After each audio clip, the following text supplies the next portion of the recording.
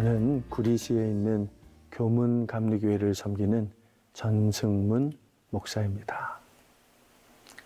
살다 보면 갑자기 눈앞이 캄캄해지는 때가 있습니다. 아무것도 보이지 않고 어떻게 할 수도 없고 왜 이런 일들이 일어나게 된 것인지도 전혀 알 수 없는 때가 있습니다. 특별히 무엇을 잘못한 것도 아닌데 그냥 모든 일들이 다 잘못되는 겁니다. 정말 두려운 일이 아닐 수 없습니다. 그런데 더욱 우리를 두렵게 만드는 것은 그런 때는 기도를 해도 전혀 응답이 없다는 것입니다. 전에는 아무리 어려운 문제가 있어도 기도를 하면 곧 하나님의 따뜻한 손길이 느껴졌는데 지금은 아무리 오래도록 기도를 해도 냉랭하기 그치없는 겁니다. 내 기도가 하나님께 상달되는 것이 아니고 허공에서 맴돌다가 사라지는 것처럼 느껴지는 겁니다. 그러면 정말 너무너무 두렵기만 하고 또 너무너무 답답하게 됩니다. 내 인생에 왜 이런 일들이 일어나는 것일까요? 인생의 터널에 접어들었기 때문입니다. 자동차를 타고 먼 길을 가다 보면 꼭 지나게 되는 것이 있습니다. 바로 터널입니다. 터널을 만나기 전까지는 사방이 다 환하게 트여 있었는데 터널에 진입하는 순간 갑자기 캄캄한 어둠이 엄습합니다. 터널에 들어가기 전까지는 하늘이 밝게 보였는데 터널에 진입하는 순간부터는 하늘도 보이지 않게 됩니다. 그게 터널입니다. 그런데 일단 터널에 진입했다면 계속해서 앞을 향해 나아가야 합니다. 만약 너무 캄캄해서 아무것도 보이지 않는다면 스스로 라이트를 밝혀야 합니다. 중요한 건 절대로 뒤로 물러서면 안 된다는 것입니다. 그냥 계속 앞으로 가야 합니다.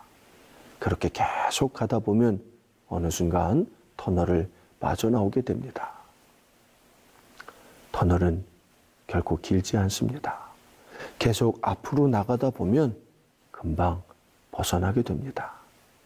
그러면 모든 것이 정상으로 돌아옵니다. 다시 하늘이 보이기 시작하고 사방이 환하게 열려지게 됩니다. 그런데 터널은 왜 있는 걸까요? 터널은 빨리 가라고 있는 겁니다. 지름길로 우리를 인도하려고 있는 겁니다. 터널이 없다면 험하기 그지없는 산길을 힘들게 다 넘어야 할 것입니다. 그러려면 시간도 많이 걸리고 얼마나 힘이 많이 드는지 모릅니다. 하지만 터널을 통과해서 가면 엄청나게 빨라지고 힘도 훨씬 덜 들게 됩니다. 우리 인생에도 그런 터널이 있습니다. 갑자기 사방이 가로막혀 버리는 겁니다. 하늘도 막혀서 기도도 되지 않습니다. 특별히 뭘 잘못한 것도 아닙니다. 그냥 갑자기 내 인생에 그런 일들이 일어나는 겁니다. 그러면 대부분의 사람은 크게 당황하게 됩니다.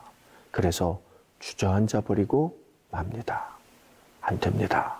당황해서도 안 되고 주저앉아서도 안 됩니다. 터널은 절대로 길지 않습니다.